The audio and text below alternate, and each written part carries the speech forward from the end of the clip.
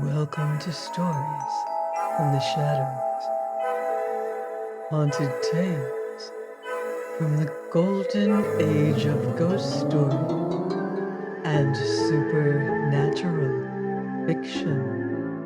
I'm Mardell, and I have a real creepy crawly one for you this week. The Beast with Five Fingers by W.F. Harvey. When I was a little boy, I once went with my father to call on Adrian Borlsover. I played on the floor with the black spaniel while my father appealed for a subscription. Just before we left, my father said, "Mr. Borlsover, may my son here shake hands with you? It will be a thing to look back upon with pride when he grows to be a man." I came up to the bed on which the old man was lying and put my hand in his. Awed by the still beauty of his face, he spoke to me kindly, and hoped that I should always try to please my father. Then he placed his right hand on my head and asked for a blessing to rest upon me. "Amen," said my father, and I followed him out of the room, feeling as if I wanted to cry. But my father was in excellent spirits. "That old gentleman, Jim," said he, "is the most wonderful man in the whole town. For 10 years he has been quite blind." "But I saw his eyes," I said. "They were ever so black and shiny. They weren't shut up like Nora's puppies. Can't he see at all?" And so I learnt for the first time that a man might have eyes that looked dark and beautiful and shining without being able to see. "Just like Mrs. Tomlinson has big ears," I said, "and can't hear at all except when Mr. Tomlinson shouts." "Jim," said my father, "it's not right to talk about a lady's ears. Remember what Mr. Borlsover said about pleasing me and being a good boy." That was the only time I ever saw Adrian Borlsover. I soon forgot about him and the hand which he had laid in blessing on my head. But for a week I prayed that those dark, tender eyes might see. "His spaniel may have puppies," I said in my prayers, "and he will never be able to know how funny they look with their eyes all closed up. Please let old Mr. Borlsover see." Adrian Borlsover, as my father had said, was a wonderful man. He came of an eccentric family. Borlsover's sons, for some reason, always seemed to marry very ordinary women, which perhaps accounted for the fact that no Borlsover had been a genius, and only one Borlsover had been mad, but they were great champions of little causes, generous patrons of odd sciences, founders of querulous sects, trustworthy guides to the bypath meadows of erudition. Adrian was an authority on the fertilization of orchids. He had held at one time the family living at Borlsover Conyers until a congenital weakness of the lungs obliged him to seek a less rigorous climate in the sunny south coast watering place where I had seen him. Occasionally he would relieve one or other of the local clergy. My father described him as a fine preacher who gave long and inspiring sermons from what many men would have considered unprofitable texts. An excellent proof, he would add, of the truth of the doctrine of direct verbal inspiration. Adrian Borlsover was exceedingly clever with his hands. His penmanship was exquisite.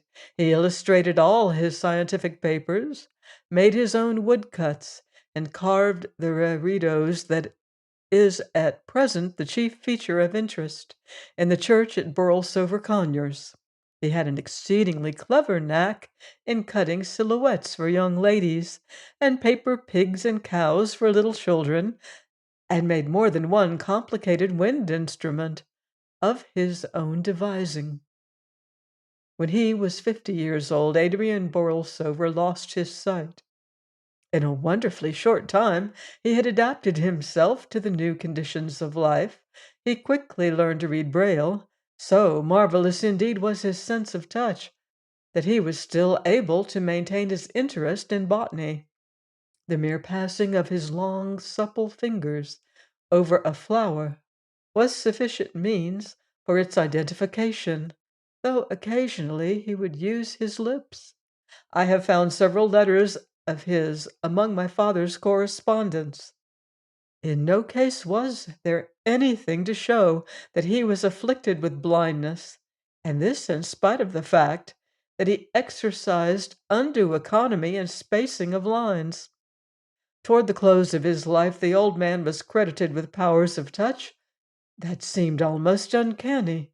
It has been said that he could tell at once the color of a ribbon placed between his fingers.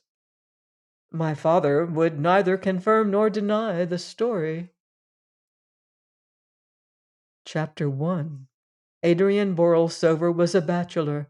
His elder brother George had married late in life, leaving one son, Eustace, who lived in the gloomy Georgian mansion at Borlsover Conyers, where he could work undisturbed in collecting material for his great book on heredity. Like his uncle, he was a remarkable man. The Borlsovers had always been born naturalists, but Eustace possessed in a special degree the power of systematizing his knowledge. He had received his university education in Germany, and then, after postgraduate work in Vienna and Naples, had traveled for 4 years in South America and the East, getting together a huge store of material for a new study into the processes of variation. He lived alone at Borlsover Conyers with Saunders, his secretary, a man who bore a somewhat dubious reputation in the district, but whose powers as a mathematician, combined with his business abilities, were invaluable to Eustace. Uncle and nephew saw little of each other. The visits of Eustace were confined to a week in the summer or autumn, long weeks that dragged almost as slowly as the bath chair in which the old man was drawn along the sunny seafront. In their way, the two men were fond of each other, though their intimacy would doubtless have been greater had they shared the same religious views. Adrian held to the old-fashioned evangelical dogmas of his early manhood. His nephew, for many years, had been thinking of embracing Buddhism. Both men possessed, too, the reticence the Borlsovers had always shown, and which their enemies sometimes called hypocrisy. With Adrian, it was a reticence as to the things he had left undone. But with Eustace, it seemed that the curtain which he was so careful to leave undrawn hid something more than a half-empty chamber. 2 years before his death, Adrian Borlsover developed, unknown to himself, the not uncommon power of automatic writing. Eustace made the discovery by accident. Adrian was sitting, reading in bed, the forefinger of his left hand tracing the Braille characters, when his nephew noticed that a pencil the old man held in his right hand was moving slowly along the opposite page. He left his seat in the window and sat down beside the bed. The right hand continued to move, and now he could see plainly that they were letters and words which it was forming. Adrian Borlsover, wrote the hand, Eustace Borlsover, George Borlsover, Francis Borlsover, Sigismund Borlsover, Adrian Borlsover, Eustace Borlsover, Saville Borlsover, B for Borlsover, honesty is the best policy, beautiful Belinda Borlsover. What curious nonsense, said Eustace to himself. King George III ascended the throne in 1760, wrote the hand. Crowd, a noun of multitude, a collection of individuals, Adrian Borlsover, Eustace Borlsover. "It seems to me," said his uncle, closing the book, "that you had much better make the most of the afternoon sunshine and take your walk now." "I think perhaps I will," Eustace answered as he picked up the volume.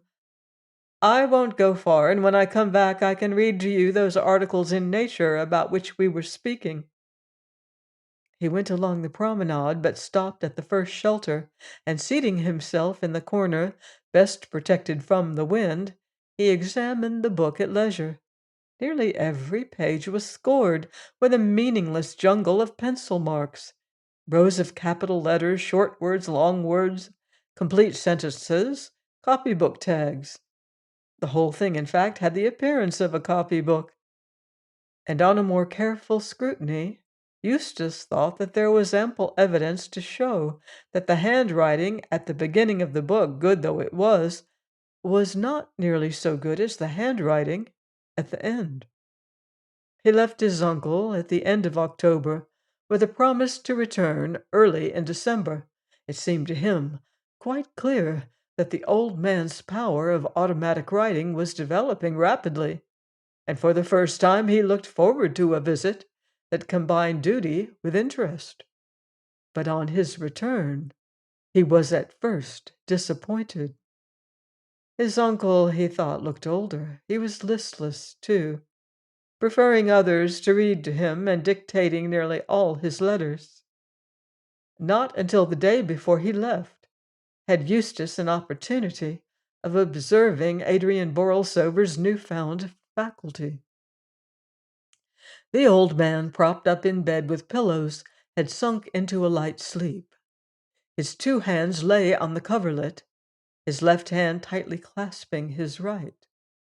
Eustace took an empty manuscript book and placed a pencil within reach of the fingers of the right hand.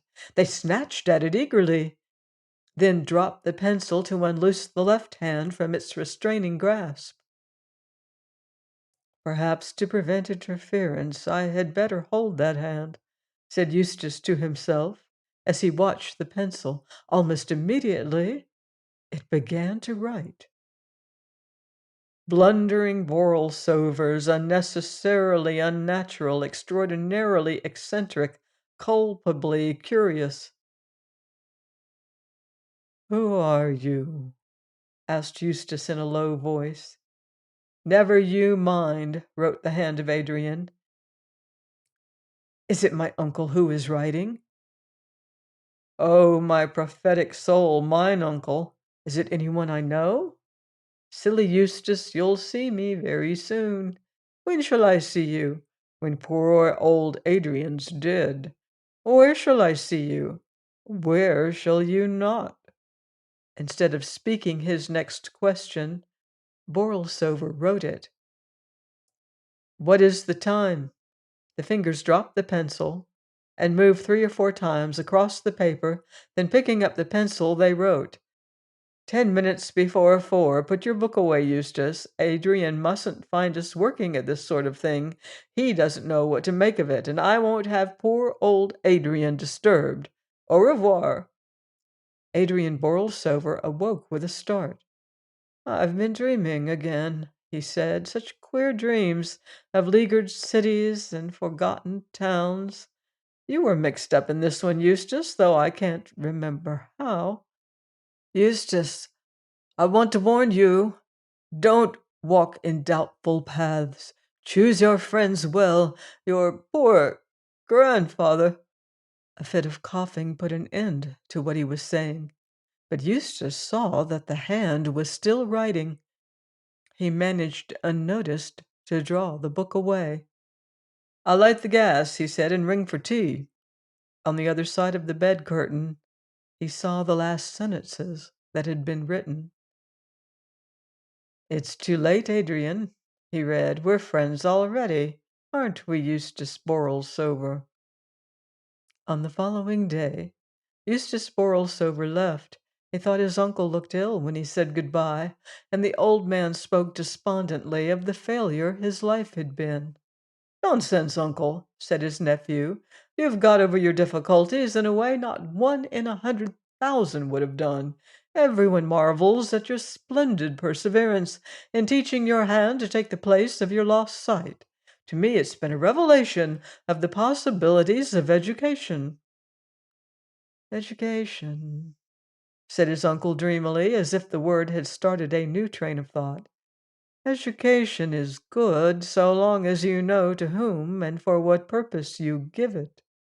But with the lower orders of men, the base and more sordid spirits, I have grave doubts as to its results. Well, goodbye, Eustace. I may not see you again. You are a true Bolsover, with all the Bolsover faults. Marry, Eustace, marry some good, sensible girl. And if by any chance I don't see you again, my will is at my solicitor's.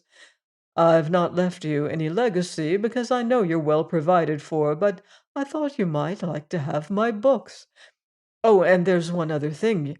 You know, before the end, people often lose control over themselves and make absurd requests. Don't pay any attention to them, Eustace. Goodbye." And he held out his hand. Eustace took it. It remained in his a fraction of a second longer than he had expected, and gripped him with a virility that was surprising. There was, too, in its touch, a subtle sense of intimacy. "Why, uncle," he said, "I shall see you alive and well for many long years to come." 2 months later, Adrian Borlsover died. Chapter 2. Eustace Borlsover was in Naples at the time. He read the obituary notice in the Morning Post on the day announced for the funeral. "Poor old fellow," he said. "I wonder where I shall find room for all his books." The question occurred to him again with greater force when 3 days later he found himself standing in the library at Borlsover Conyers, a huge room built for use and not for beauty, in the year of Waterloo by a Borlsover who was an ardent admirer of the great Napoleon. It was arranged on the plan of many college libraries, with tall projecting bookcases forming deep recesses of dusty silence, fit graves for the old hates of forgotten controversy, the dead passions of forgotten lives. At the end of the room, behind the bust of some unknown 18th century divine, an ugly iron corkscrew stair led to a shelf-lined gallery. Nearly every shelf was full. "I must talk to Saunders about it," said Eustace. "I suppose that it will be necessary to have the billiard room fitted up with bookcases." The two men met for the first time after many weeks in the dining room that evening. "Hello," said Eustace, standing before the fire with his hands in his pockets. "How goes the world, Saunders? Why these dress togs?" He himself was wearing an old shooting jacket. He did not believe in mourning, as he had told his uncle on his last visit, and though he usually went in for quiet colored ties, he wore this evening one of an ugly red in order to shock Morton the butler, and to make them thrash out the whole question of mourning for themselves in the servants' hall. Eustace was a true Borlsover. "The world," said Saunders, "goes the same as usual. Confoundedly slow. The dress togs are accounted for by an invitation from Captain Lockwood to bridge. How are you getting there? I've told your coachman to drive me in your carriage. Any objection? Oh, dear me, no. We've had all things in common for far too many years for me to raise objections at this hour of the day." "You'll find your correspondence in the library," went on Saunders. "Most of it I've seen to. There are a few private letters I haven't opened. There's also a box with a rat or something inside it that came by the evening post. Very likely it's a six-toed albino. I didn't look because I didn't want to mess up my things, but I should gather from the way it's jumping about that it's pretty hungry." "Oh, I'll see to it," said Eustace, "while you and the captain earn an honest penny." Dinner over and Saunders gone, Eustace went into the library, though the fire had been lit. The room was by no means cheerful. "We'll have all the lights on at any rate," he said as he turned the switches. "And Morton," he added when the butler brought the coffee, "get me a screwdriver or something to undo this box. Whatever the animal is, he's kicking up a deuce of a row. What is it? Why are you dawdling?" "If you please, sir, when the postman brought it, he told me that they'd bored holes in the lid at the post office. There were no breathing holes in the lid, sir, and they didn't want the animal to die. That is all, sir." "It's culpably careless of the man, whoever he was," said Eustace, as he removed the screws. "Packing an animal like this in a wooden box with no means of getting air. Confound it all, I meant to ask Morton to bring me a cage to put it in. Now I suppose I shall have to get one myself."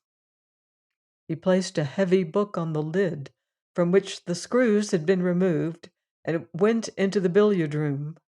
As he came back into the library with an empty cage in his hand, he heard the sound of something falling, and then of something scuttling along the floor.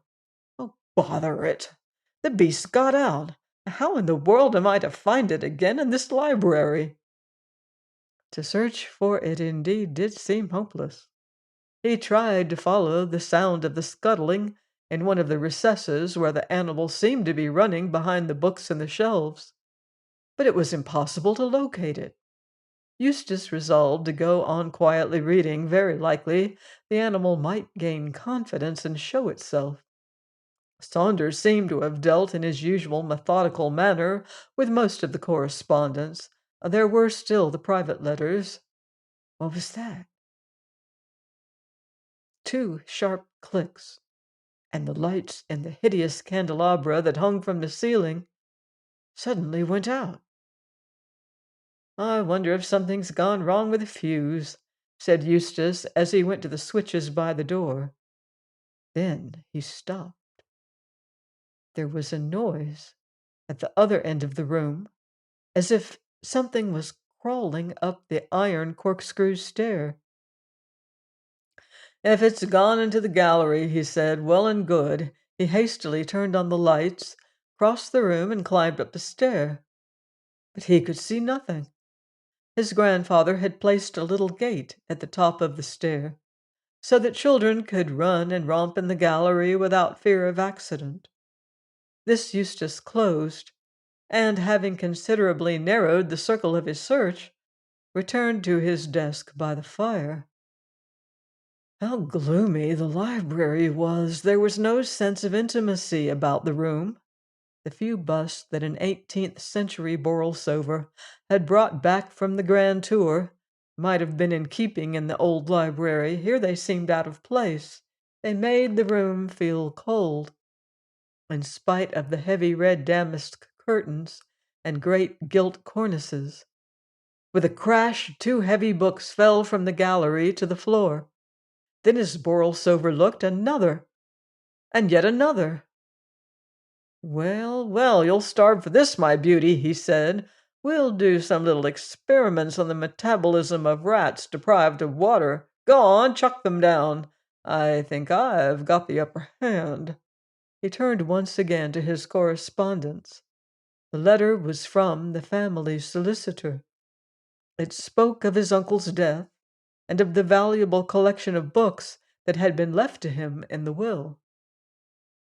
"There was one request," he read, "which certainly came as a surprise to me. As you know, Mr. Adrian Borlsover had left instructions that his body was to be buried in as simple a manner as possible at Eastbourne. He expressed a desire that there should be neither wreaths nor flowers of any kind, and hoped that his friends and relatives would not consider it necessary to wear mourning.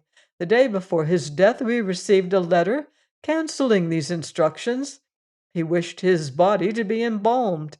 He gave us the address of the man we were to employ, Fenifer and Ludgate Hill, with orders that his right hand was to be sent to you, stating that it was at your special request.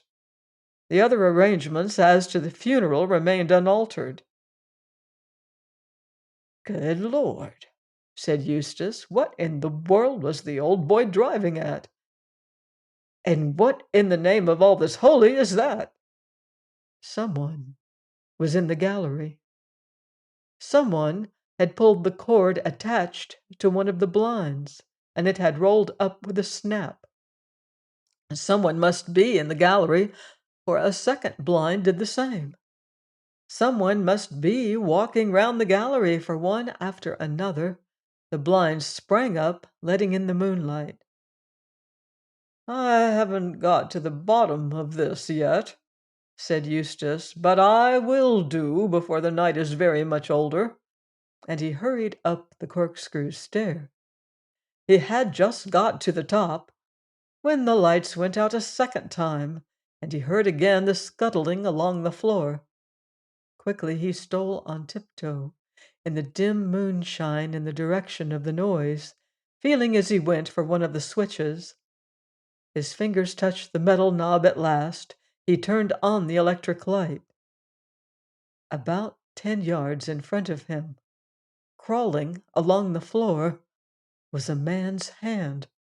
Eustace stared at it in utter astonishment.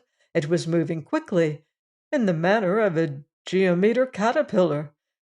The fingers humped up one moment, flattened out the next. The thumb appeared to give a crab-like motion to the whole. While he was looking too surprised to stir, the hand disappeared round the corner. Eustace ran forward. He no longer saw it, but he could hear it as he squeezed its way behind the books on one of the shelves. A heavy volume had been displaced. There was a gap in the row of books where it had got in.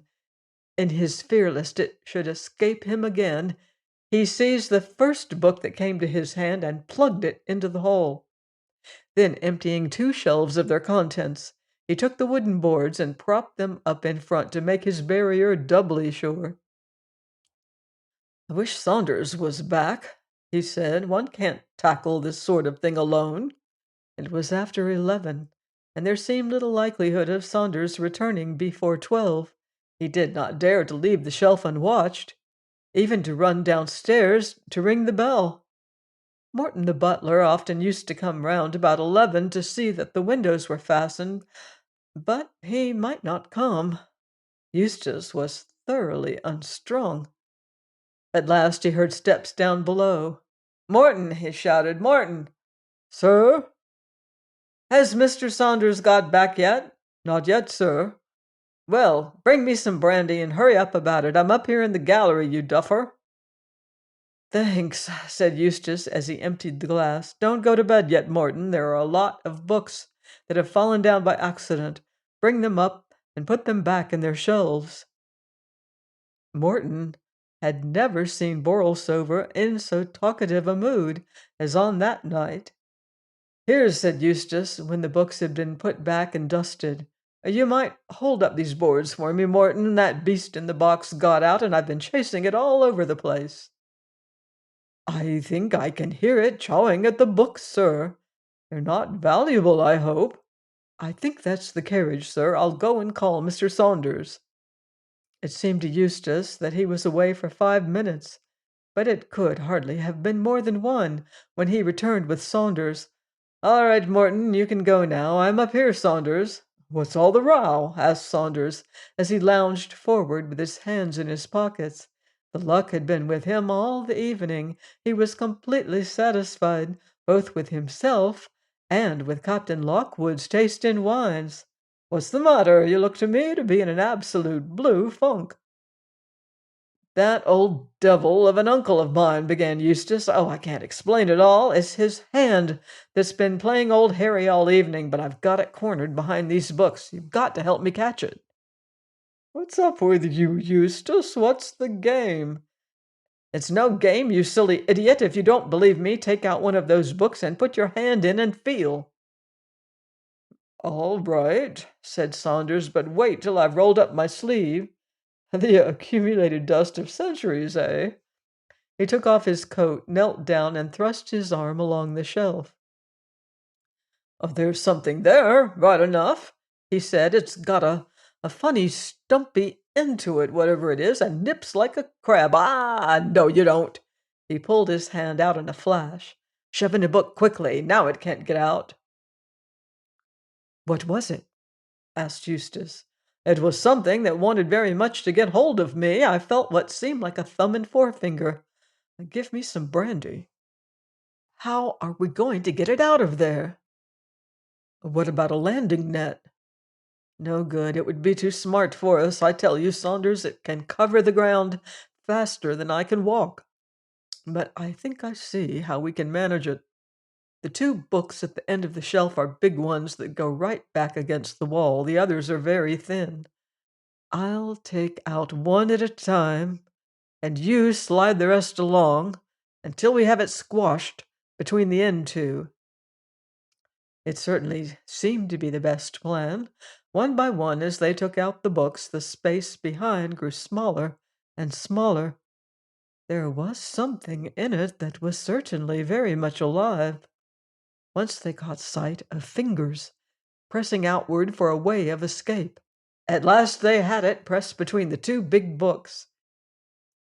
"There's muscle there if there isn't flesh and blood," said Saunders as he held them together. "It seems to be a hand right enough, too. I suppose this is a sort of infectious hallucination. I've read about such cases before."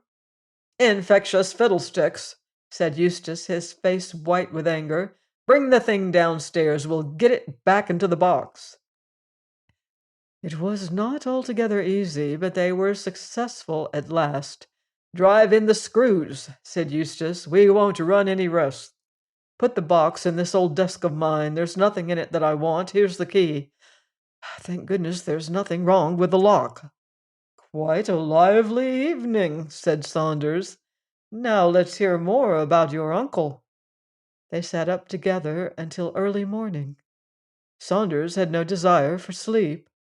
Eustace was trying to explain and to forget, to conceal from himself a fear that he had never felt before, the fear of walking alone down the long corridor to his bedroom. Chapter 3. "Whatever it was," said Eustace to Saunders on the following morning, "I propose that we drop the subject. There's nothing to keep us here for the next 10 days. We'll motor up to the lakes and get some climbing." "And see nobody all day and sit bored to death with each other every night. Not for me, thanks. Why not run up to town? Run's the exact word in this case, isn't it? We're both in such a blessed funk. Pull yourself together, Eustace, and let's have another look at the hand." "As you like," said Eustace. "There's the key." They went into the library and opened the desk. The box was as they had left it on the previous night. "What are you waiting for?" asked Eustace. "I'm waiting for you to volunteer to open the lid. However, since you seem to funk it, allow me. There doesn't seem to be the likelihood of any rumpus this morning, at all events." He opened the lid and picked out the hand. "Cold?" asked Eustace. "Tepid, a bit below blood heat by the feel. Soft and supple, too. If it's the embalming, it's a sort of embalming I've never seen before. Is it your uncle's hand?" "Oh, yes, it's his all right," said Eustace. "I should know those long, thin fingers anywhere. Put it back in the box, Saunders. Never mind about the screws. I'll lock the desk so there'll be no chance of its getting out. We'll compromise by motoring up to town for a week. If we get off soon after lunch, we ought to be at Grantham or Stramford by night." "Right," said Saunders, "and tomorrow—" "Oh, well, by tomorrow we shall have forgotten all about this beastly thing." If when the morrow came they had not forgotten, it was certainly true that at the end of the week they were able to tell a very vivid ghost story at the little supper Eustace gave on Halloween. "You don't want us to believe that it's true, Mr. Borlsover? How perfectly awful!" "I'll take my oath on it, and so would Saunders here. Wouldn't you, old chap?" "Any number of oaths," said Saunders. "It was a long, thin hand, you know, and it gripped me just like that." "Don't, Mr. Saunders, don't! How perfectly horrid! And now tell us another one, do. Only a really creepy one, please." "Here's a pretty mess," said Eustace on the following day as he threw a letter across the table to Saunders. "It's your affair, though. Mrs. Merritt, if I understand it, gives a month's notice." "Oh, that's quite absurd on Mrs. Merritt's part," Saunders replied. "She doesn't know what she's talking about. Let me see what she says."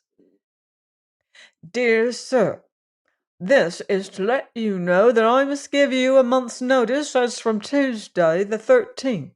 For a long time I have felt the place too big for me, but when Jane Parfitt and Emma Laidlaw go off with scarcely as much as an if you please after frightening the wits out of the other girls so that they can't turn out a room by themselves or walk down the stairs for fear of treading on half-frozen toads or hearing it run along the passages at night, all I can say is it's no place for me. So I must ask you, Mr. Bolsover, sir, to find a new housekeeper that has no objection to large and lonely houses, which some people do say, and not that I believe them for a minute, my poor mother always having been a Wesleyan, are haunted. Yours faithfully, Elizabeth Merritt. P.S. I should be obliged if you would give my respects to Mr. Saunders. I hope he won't run no risks with his cold." "Saunders," said Eustace, "you've always had a wonderful way with you in dealing with servants. You mustn't let poor old Merritt go." "Of course she shan't go," said Saunders. "She's probably only angling for a rise in salary. I'll write to her this morning. No, there's nothing like a personal interview. We've had enough of town. We'll go back tomorrow, and you must work your cold for all it's worth.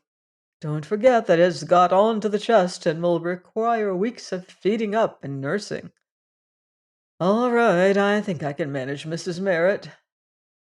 But Mrs. Merritt was more obstinate than he had thought. She was very sorry to hear of Mr. Saunders' cold, and how he lay awake all night in London coughing, very sorry indeed. She'd change his room for him gladly, and get the south room aired. And wouldn't he have a basin of hot bread and milk last thing at night? But she was afraid that she would have to leave at the end of the month. "Try her with an increase of salary," was the advice of Eustace. It was no use. Mrs. Merritt was obdurate, though she knew of a Mrs. Handyside, who had been housekeeper to Lord Gargrave, who might be glad to come at the salary mentioned. "What's the matter with the servants, Morton?" asked Eustace that evening when he brought the coffee into the library. "What's all this about Mrs. Merritt wanting to leave?" "If you please, sir, I was going to mention it myself. I have a confession to make, sir. When I found your note asking me to open that desk and take out the box with the rat, I broke the lock as you told me, and was glad to do it, because I could hear the animal in the box making a great noise, and I thought it wanted food. So I took out the box, sir, and got a cage, and was going to transfer it, when the animal got away." "What in the world are you talking about? I never wrote any such note." "Excuse me, sir, it was the note I picked up here on the floor. On the day you and Mr. Saunders left, I have it in my pocket now." It certainly seemed to be in Eustace's handwriting. It was written in pencil and began somewhat abruptly. "Get a hammer, Morton," he read, "or some other tool, and break open the lock in the old desk of the library. Take out the box that is inside. You need not do anything else. The lid is already open. Eustace Borlsover." "And you opened the desk?" "Yes, sir. And as I was getting the cage ready, the animal hopped out." "What animal?" "The animal inside the box, sir." "What did it look like?" "Well, sir, I couldn't tell you," said Morton nervously. "My back was turned, and it was halfway down the room when I looked up." "What was its color?" asked Saunders. "Black?" "Oh, no, sir, a grayish white. It crept along in a very funny way, sir. I don't think it had a tail."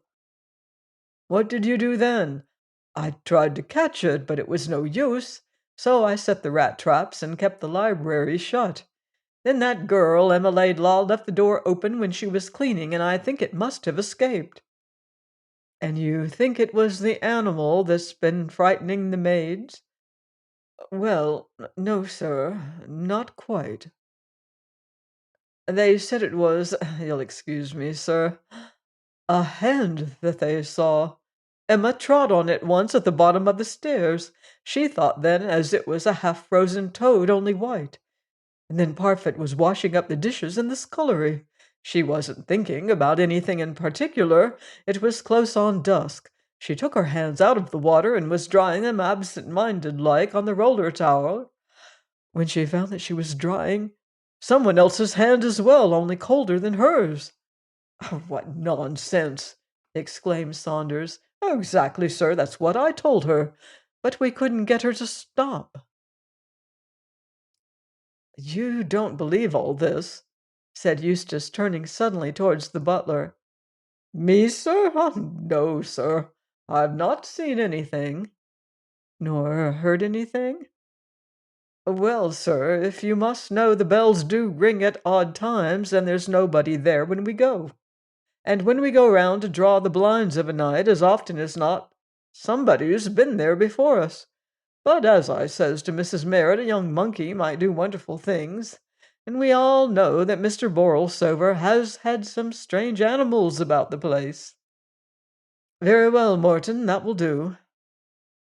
"What do you make of it?" asked Saunders when they were alone. "I mean of the letter he said you wrote." "Oh, that's simple enough," said Eustace. "See the paper it's written on? I stopped using that years ago, but there were a few odd sheets and envelopes left in the old desk. We never fastened up the lid of the box before locking it in. The hand got out, found a pencil, wrote this note, and shoved it through a crack onto the floor where Morton found it. That's plain as daylight." "But the hand couldn't write." "Couldn't it? You've not seen it do the things I've seen." And he told Saunders more of what had happened at Eastbourne. "Well," said Saunders, "in that case we have at least an explanation of the legacy. It was the hand which wrote, unknown to your uncle, that letter to your solicitor, bequeathing itself to you. Your uncle had no more to do with that request than I.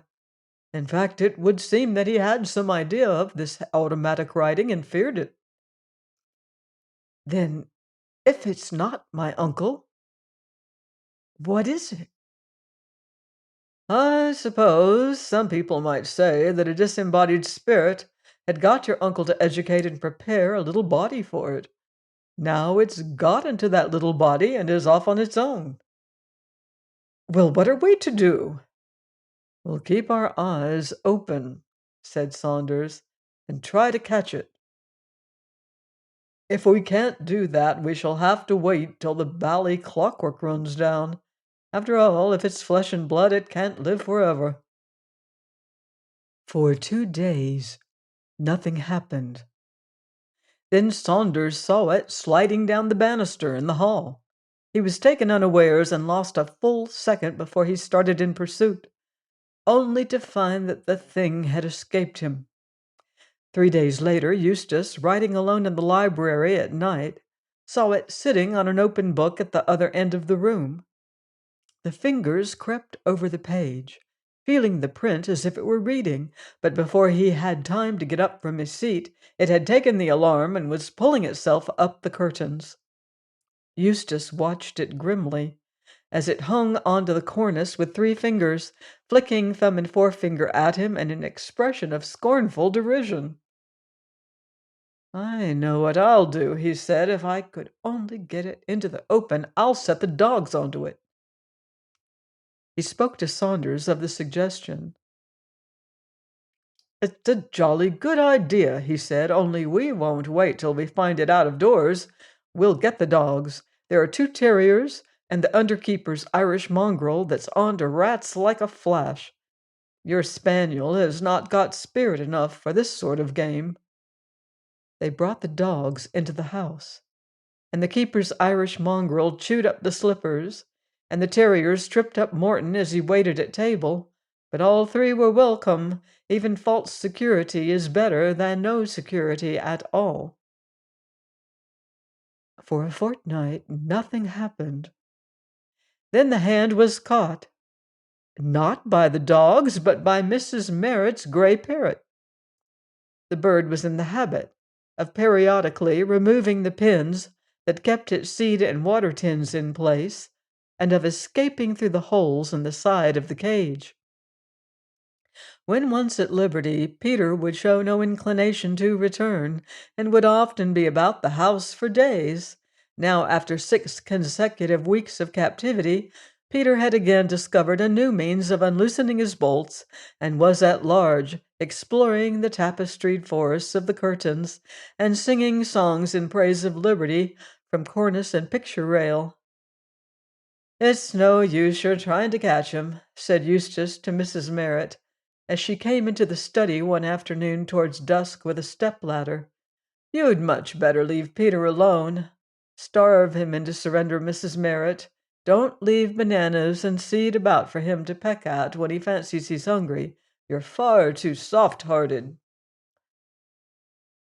"Well, sir, I see he's right out of reach now on that picture rail, so if you wouldn't mind closing the door, sir, when you leave the room, I'll bring his cage in tonight and put some meat inside it. He's that fond of meat, though it does make him pull his feathers out to suck the quills. They do say that if you cook—" "Never mind, Mrs. Merritt," said Eustace, who was busy writing. "That will do. I'll keep an eye on the bird." There was silence in the room, unbroken but for the continuous whisper of his pen. "Scratch poor Peter," said the bird. "Scratch poor old Peter." "Be quiet, you beastly bird." "Poor old Peter. Scratch poor Peter, do." "I'm more likely to wring your neck if I get hold of you." He looked up at the picture rail, and there was the hand, holding onto a hook with 3 fingers, and slowly scratching the head of the parrot with a fourth. Eustace ran to the bell, pressed it hard, then across to the window, which he closed with a bang. Frightened by the noise, the parrot shook its wings preparatory to flight, and as it did so, the fingers of the hand got hold of it by the throat. There was a shrill scream from Peter as he fluttered across the room, wheeling round in circles that ever descended, borne down under the weight that clung to him. The bird dropped at last quite suddenly, and Eustace saw fingers and feathers rolled into an inextricable mass on the floor. The struggle abruptly ceased as finger and thumb squeezed the neck.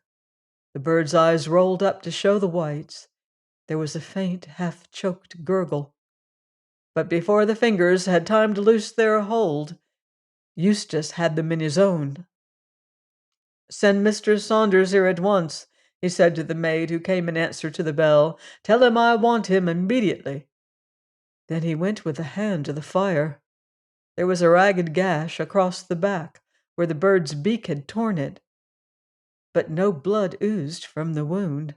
He noticed with disgust that the nails had grown long and discolored. "I'll burn the beastly thing," he said, but he could not burn it. He tried to throw it into the flames, but his own hands, as if restrained by some old primitive feeling, would not let him. And so Saunders found him pale and irresolute, with the hand still clasped tightly in his fingers. "I've got it at last," he said in a tone of triumph. "Good, let's have a look at it." "Not while it's loose. Get me some nails and a hammer and a board of some sort." "Can you hold it all right?" "Yes, the thing's quite limp. Tired out with throttling poor old Peter, I should say." "And now," said Saunders when he returned with the things, "what are we going to do?" "Drive a nail through it first so that it can't get away. Then we take our time over examining it." "Do it yourself," said Saunders. "I don't mind helping you with guinea pigs occasionally, when there's something to be learned. And partly because I don't fear a guinea pig's revenge. This thing's different." "All right, you miserable skunk. I won't forget the way you've stood by me." He took up a nail, and before Saunders had realized what he was doing, had driven it through the hand deep into the board. "Oh, my aunt!" he giggled hysterically. "Look at it now!" For the hand was writhing in agonized contortions, squirming and wriggling upon the nail like a worm upon the hook. "Well," said Saunders, "you've done it now. I'll leave you to examine it." "Don't go, in heaven's name!" "Cover it up, man, cover it up. Shove a cloth over it. Here." And he pulled off the antimacassar from the back of a chair and wrapped the board in it. "Now get the keys from my pocket and open the safe. Chuck the other things out. Oh, Lord, it's getting itself into frightful knots. Open it, quick!" He threw the thing in and banged the door. "We'll keep it there till it dies," he said. "May I burn in hell if I ever open the door of that safe again." Mrs. Merritt departed at the end of the month. Her successor certainly was more successful in the management of the servants. Early in her rule, she declared that she would stand no nonsense, and gossip soon withered and died. Eustace Borlsover went back to his old way of life. Old habits crept over and covered his new experience. He was, if anything, less morose, and showed a greater inclination to take his natural part in country society. "I shouldn't be surprised if he marries one of these days," said Saunders. "Well, I'm in no hurry for such an event. I know Eustace far too well for the future Mrs. Borlsover to like me. It will be the same old story again, a long friendship slowly made, marriage, and a long friendship quickly forgotten." Chapter 4. But Eustace Borlsover did not follow the advice of his uncle and Mary. He was too fond of old slippers and tobacco. The cooking, too, under Mrs. Handyside's management, was excellent, and she seemed, too, to have a heaven-sent faculty in knowing when to stop dusting. Little by little, the old life resumed its old power. Then came the burglary. The men, it was said, broke into the house by way of the conservatory. It was really little more than an attempt, for they only succeeded in carrying away a few pieces of plate from the pantry. The safe in the study was certainly found, open and empty, but, as Mr. Borlsover informed the police inspector, he had kept nothing of value in it during the last 6 months. "Then you're lucky, getting off so easily, sir," the man replied. "By the way they've gone about their business, I should say they were experienced cracksmen. They must have caught the alarm when they were just beginning their evening's work." "Yes," said Eustace, "I suppose I am lucky." "I've no doubt," said the inspector, "that we shall be able to trace the men. I've said that they must have been old hands at the game. The way they got in and opened the safe shows that. But there's one little thing that puzzles me. One of them was careless enough not to wear gloves. And I'm bothered if I know what he was trying to do. I've traced his finger marks on the new varnish on the window sashes. In every one of the downstairs rooms they are very distinct ones, too." "Right hand or left or both?" asked Eustace. "Oh, right, every time. That's the funny thing. He must have been a foolhardy fellow. And I rather think it was him that wrote that." He took out a slip of paper from his pocket. "That's what he wrote, sir. 'I've got out Eustace Borlsover, but I'll be back before long.' Some gale bird just escaped, I suppose. It will make it all the easier for us to trace him. Do you know the writing, sir?" "No," said Eustace, "it's not the writing of anyone I know." "I'm not going to stay here any longer," said Eustace to Saunders at luncheon. "I've got on far better during the last 6 months than ever I expected, but I'm not going to run the risk of seeing that thing again. I shall go up to town this afternoon, get Morton to put my things together, and join me in the car at Brighton day after tomorrow, and bring the proofs of those 2 papers with you. We'll run over them together." How long are you going to be away?" "I can't say for certain, but be prepared to stay for some time. We've stuck to work pretty closely through the summer, and I, for one, need a holiday. I'll engage the rooms at Brighton. You'll find it best to break the journey at Hitchin. I'll wire to you there at the Crown to tell you the Brighton address." The house he chose at Brighton was in a terrace. He had been there before.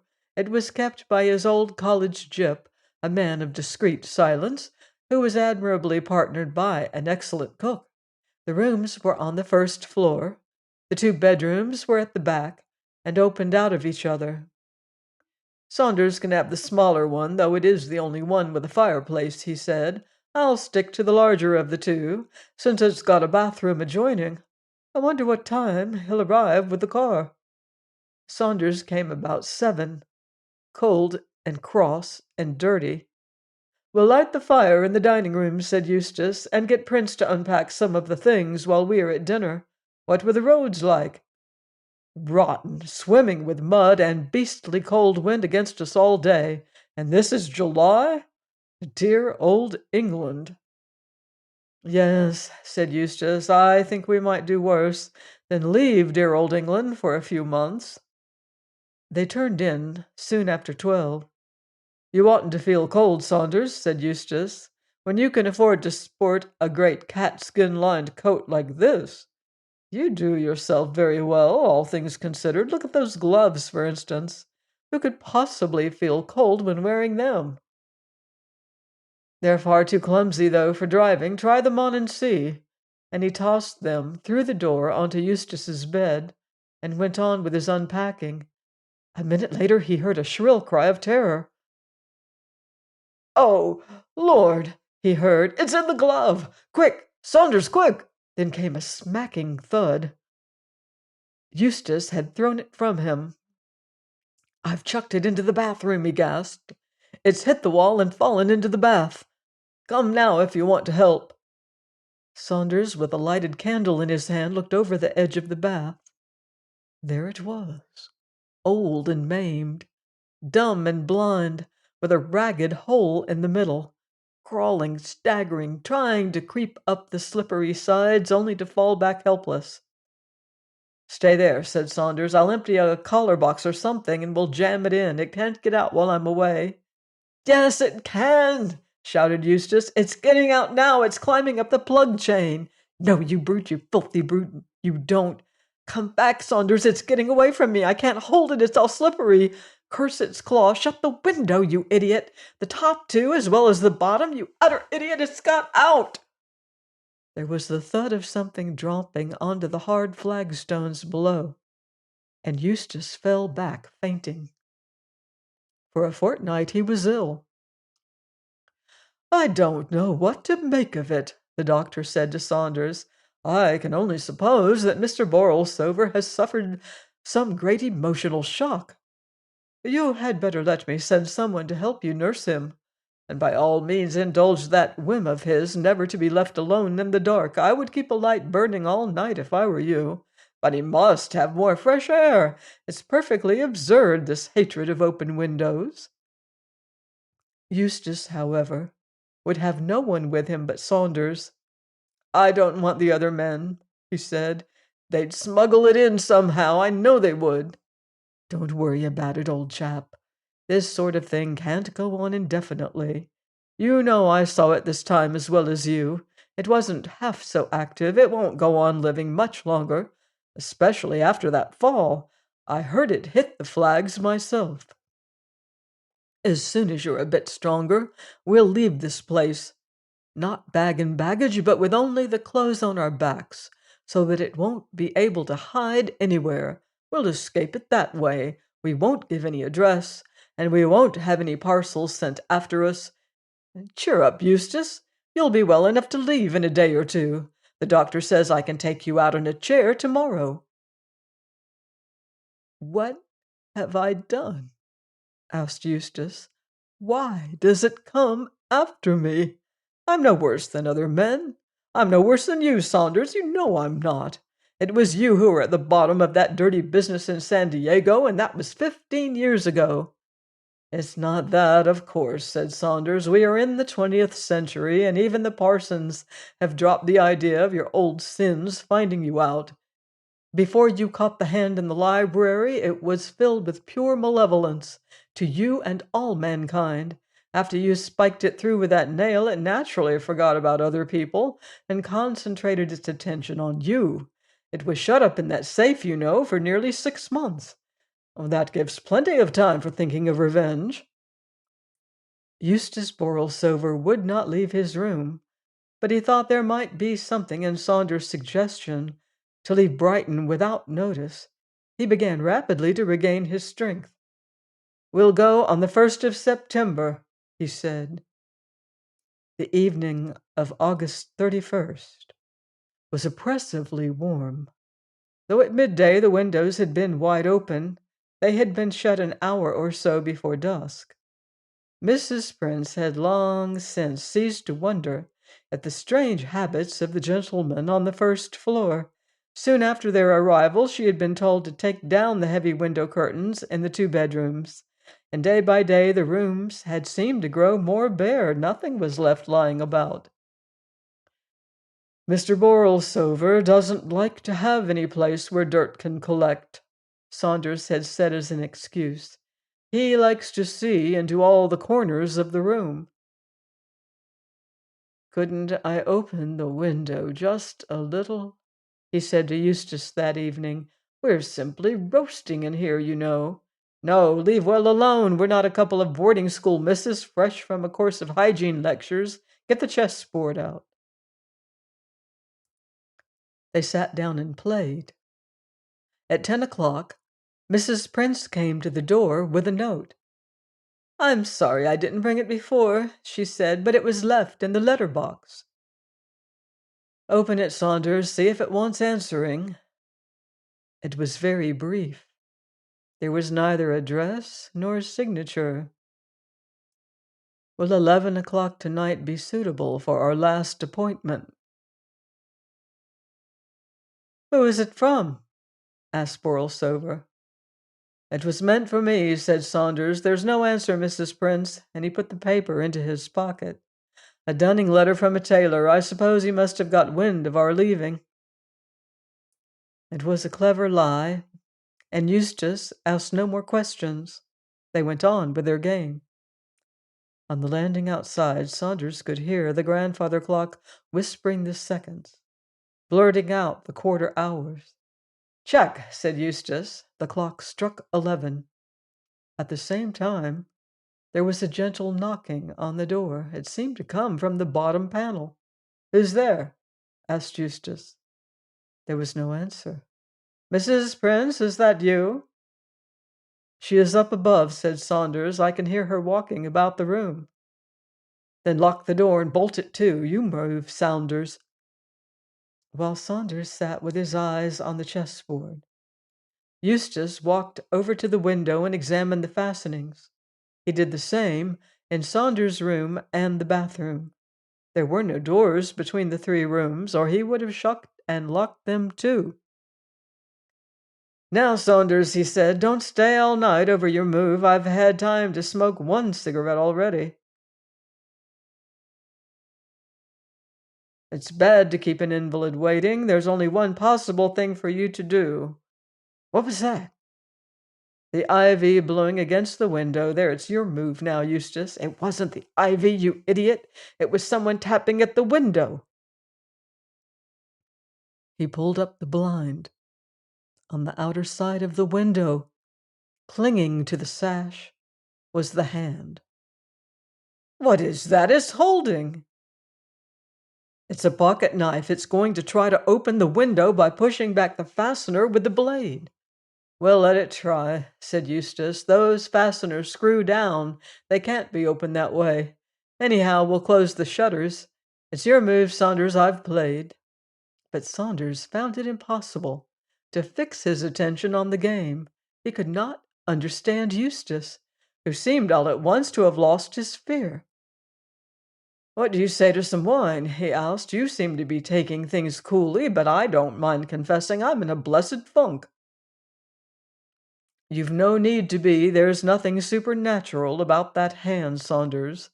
I mean, it seems to be governed by the laws of time and space. It's not the sort of thing that vanishes into thin air or slides through oaken doors, and since that's so, I defy it to get in here. We'll leave the place in the morning. I, for one, have bottomed the depths of fear. Fill your glass, man. The windows are all shuttered, the doors locked and bolted. Pledge me my Uncle Adrian. Drink, man. What are you waiting for? Saunders was standing with his glass half raised. It can get in, he said hoarsely. It can get in. We've forgotten. There's the fireplace in my bedroom. It will come down the chimney. Quick, said Eustace as he rushed into the other room. We haven't a minute to lose. What can we do? Light the fire, Saunders. Give me a match, quick. They must all be in the other room. I'll get them. Hurry, man, for goodness sake. Look in the bookcase. Look in the bathroom. Here, come and stand here. I'll look. Be quick, shouted Saunders. I can hear something. Then plug a sheet from your bed up the chimney. No, here's a match. He found one at last that had slipped into a crack in the floor. Is the fire laid? Good, but it may not burn. I know. The oil from that old reading lamp and this cotton wool. Now the match, quick. Pull the sheet away, you fool. We don't want it now.